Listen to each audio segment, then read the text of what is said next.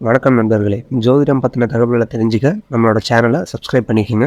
தனுசு ராசினியர்களுக்கு குடும்ப சூழ்நிலை ரீதியாகவும் உத்தியோகம், தொழில், வியாபாரம், கலைத்துறை, அரசியல் துறை, மாணவ மாணவிகள், விவசாயத்துறையினர், பெண்மணிகள் என அனைவருக்குமே என்ன மாதிரியான நன்மைகள் எல்லாம் உங்களுடைய வாழ்வில் ஏற்பட இருக்கு என்பது குறித்தான முழுமையான பதிவு தான் இந்த வீடியோல நம்ம விரிவா பார்க்க போகிறோம். அதற்கு முன்னாடி ராகு மற்றும் கேதுவை பற்றி சற்று விரிவாக தெரிந்து கொள்வோம். அமுதம் வேண்டி தேவர்களும் அசுரர்களும் வாசுகி எனும் நாக சர்ப்பத்தை கயிறாகவும் மந்திரகிரி மலையை மத்தாகவும் கொண்டு பார்க்கடலை கடைந்தனர். அமுதம் தோன்றியவுடன் தங்களுக்கு மட்டும்தான் அமுதம் கிடைக்க வேண்டும் என்று அசுரர்கள் அமுத குடத்தை எடுத்துக்கொண்டு ஓட முயன்றனர். நிலைமையை உணர்ந்த பகவான் ஸ்ரீமத் நாராயணன் உடனடியாக தன்னிகரற்ற பேரழகு மோகினியாக கொண்டு அசுரர்களை சமாதானப்படுத்தி அமுத கலசத்தை கைப்பற்றி அசுரர்களையும் தேவர்களையும் இரு வரிசையில் அமரச் செய்து அமுதத்தை பரிமாறினார். முதலில் தேவர்களுடைய வரிசையில் மட்டும்தான் பரிமாற ஆரம்பித்தார். அதை கண்டுவிட்ட அசுரர்களுள் ஒருவரான ராகு தன்னை தேவர்களில் ஒருவர் போல் உருமாறிக்கொண்டு தேவர்களினுடைய வரிசையில் அமர்ந்து கொண்டனர். இதனை சந்திரனும் சூரியனும் கண்டுவிட்டனர். இதனை குறிப்பால் மோகினிக்கு உணர்த்திவிட்டனர். ஆயினும்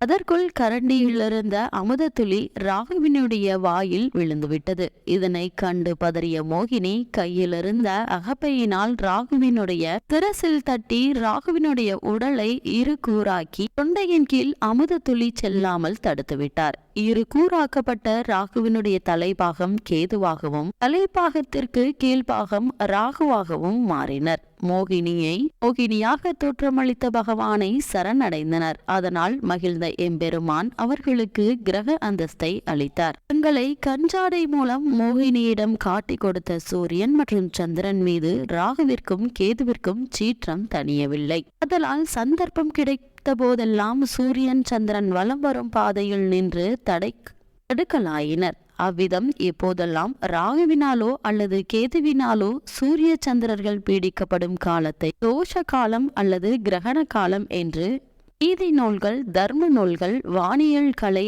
ஆகியவை கூறுகின்றன. சூரிய கிரகண காலத்தின் போது கிரகணம் ஆரம்பிக்கும் நேரத்திலும் சந்திர கிரகணத்தின் போது கிரகணம் விட ஆரம்பிக்கும் போதும் மறைந்த நமது முன்னோர்களுக்கு தர்ப்பணம் செய்வது மகத்தான புண்ணியத்தை தரும். வாக்கு மட்டுமில்லாமல் நம்முடைய சந்ததியினருக்கும் அளிக்கும். குடும்பத்தினரை படுத்தி வரும் நோய்கள், மனக்குறைகள், வறுமை போன்ற துன்பங்கள் பித்தர்களுடைய ஆசைகளினால் தீரும். கிரகண காலத்தின் போது எளியவருக்கு தானம் செய்வதும் புண்ணிய நதிகளிலும் கடலிலும் புண்ணிய புஷ்கரங்களிலும் நீராடுவது மகத்தான புண்ணியத்தை பெற்றுத்தரும். இந்த இரு நிழல் கிரகங்களும் தாங்க முடியாத துன்பத்தை மட்டுமே செய்வார்கள் என்று முற்றிலும் தவறான கருத்துக்கள் காலம் காலமாக மக்களின் மனதில் வேரூன்றிவிட்டன. இத்தகைய கருத்து முற்றிலும் தவறானது. அதற்கு எந்தவிதமான ஆதாரமும் கிடையாது. ராகுவை போல் கொடுப்பாரும் இல்லை, ராகுவை போல் கெடுப்பாரும் இல்லை என்றொரு மோதரை காலம் காலமாக மக்களிடையே நிலவி வருகிறது. ராகுவினுடைய சக்தியை சரியாக புரிந்து கொள்ளாததே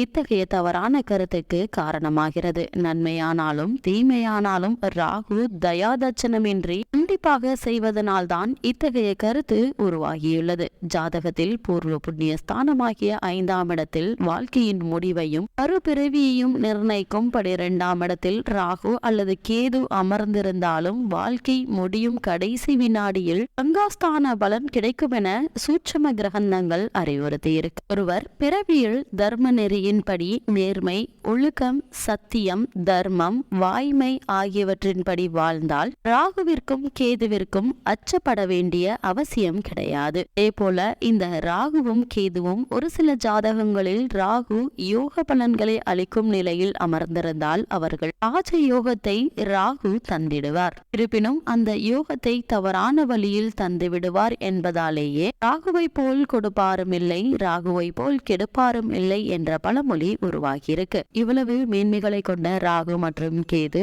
மீனம் மற்றும் கன்னி ராசியில் சஞ்சரிக்கிறாங்க. இந்த காலகட்டங்கள்ல தனுசு ராசி சேர்ந்த மூலம், போராடம், உத்திராடம் முதல் பாதம் வரை உள்ள நட்சத்திரக்காரர்களுக்கு குடும்ப சூழ்நிலை ரீதியாக என்ன மாதிரியான முன்னேற்றங்கள் எல்லாம் ஏற்பட இருக்கு என்று பார்க்கும்போது ராகு சுகஸ்தானத்திற்கும் கேது ஜீவனஸ்தானத்திலும் சஞ்சரிப்பது கோல்சார விதிகளின்படி சுகஸ்தானம் என்பது ராசிக்கு அர்த்தாஷ்டக வீடாகுங்க. அங்கு ராகு சஞ்சரிக்கும் காலத்தில் சுகம் கெடும் அல்லது குறையும் என கூறுகிறது ஜோதிட கலை. இருந்தாலும் கூட தற்போது ராகு மாறியுள்ள ராசி குரு பகவானுடைய ராசியாக இருப்பதால நல்ல முன்னேற்றங்களை ஏற்பட இருக்குதுங்க. ராகு மற்றும் கேது குரு பகவானுடைய ஆட்சி வீடுகளான தனுசு மற்றும் மீன ராசியில் சஞ்சரிக்கும் போது உங்களது பலத்தை ஓரளவு இழக்கின்றன என கூறுகிறது கிரக நிலைகள். அதனால் ராகுவினால் ஏற்படும் பிரச்சனைகள் கடுமையாக இருக்காதுங்க. ஆரோக்கியத்தில் கவனமாக இருப்பது நல்லது. இருந்தாலும் இந்த 48 நாட்களுக்குள் எண்ணற்ற முன்னேற்றங்கள் உங்களுடைய வாழ்வில் ஏற்பட இருக்குது. ஆரோக்கியத்தில் ஏற்பட்டு வந்த பின்னடைவுகள் நீங்கி ஆரோக்கியத்தில் நல்ல ஒரு முன்னேற்றம் ஏற்பட இருக்குதுங்க. மிக சொத்து சம்பந்தமான வழக்குகள் இருந்துச்சு அப்படின்னா அந்த வழக்குகள்ல சாதகமான தீர்ப்பினை தற்போது நீங்க எதிர்பார்க்கலாங்க.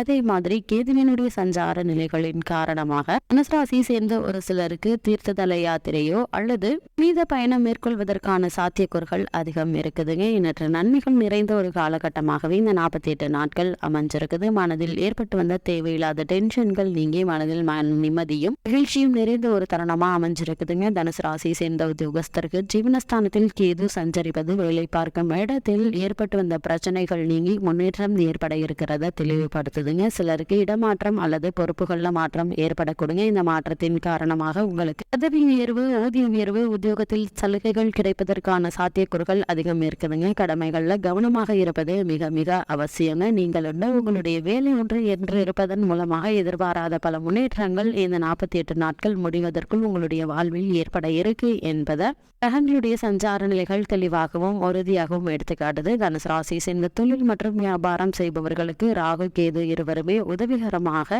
இல்லை என்றாலும் கூட அவர்கள் சஞ்சரிப்பது குரு பகவானுடைய ஆட்சி வீடு என்பதால் அவரால் பெரிய பிரச்சனைகள் ஏதும் ஏற்படுவதற்கான வாய்ப்புகள் இல்லைங்க. உங்களுடைய முயற்சிகள்ல சிறு தடங்கல்கள் ஏற்படுங்க. இந்த தடங்கல்கள் உங்களுக்கு கடைசியில் நன்மை என்பதை உணர்த்தக்கூடிய ஒரு தருணமா இந்த காலகட்டம் அமைஞ்சிருக்குதுங்க. அதே போல தொழில் மற்றும் வியாபார அபிவிருத்தி சம்பந்தமான முயற்சிகளை மேற்கொள்ளும் போது நிதி நிறுவனங்களுடைய ஒத்துழைப்பும் அரசாங்க ஆதரவும் கிடைக்கக்கூடிய ஒரு காலகட்டமா இந்த காலகட்டம் அமைய இருக்கு என்பதால அதற்கான முயற்சிகளை தற்போது நீங்கள் தாராளமாக மேற்கொள்ளலாம். தனுசு ராசி சேர்ந்த மாணவ மாணவியரை பொறுத்த வரைக்கும் ராகு சஞ்சரிப்பது குருவினுடைய ஆட்சி வீடாக இருப்பதால கேது நிலை கொண்டிருக்கும் கன்னி கல்விக்கு அதிபதியான புதனுடைய ஆட்சி வீடாக அமைந்திருப்பதாலும் கல்வி முன்னேற்றம் இந்த ராகு மற்றும் கேதுவினுடைய சஞ்சாரத்தினால் அளவு கூட பாதிக்கப்படுவதற்கான வாய்ப்புகள் எல்லாமே இருந்தாலும் ராகு இருப்பது உங்களுக்கு சுகஸ்தானமாக இருப்பதால் கல்வி கட்டணம் செலுத்துவதிலும் விடுதிக்கான செலவு ஏற்படுவதிலும் சிரமங்களை ஏற்படுத்துவாருங்க. ஆனா அவற்றை கேது முறியடித்து அதற்கான உதவிகளை கிடைக்க செய்து விடுவார் என்பதால கவலைப்பட வேண்டிய எந்த ஒரு அவசியமும் கிடையாதுங்க. தனுசு ராசினியர்களுக்கு கிரக நிலைகளின் ரீதியாக கூறப்படும்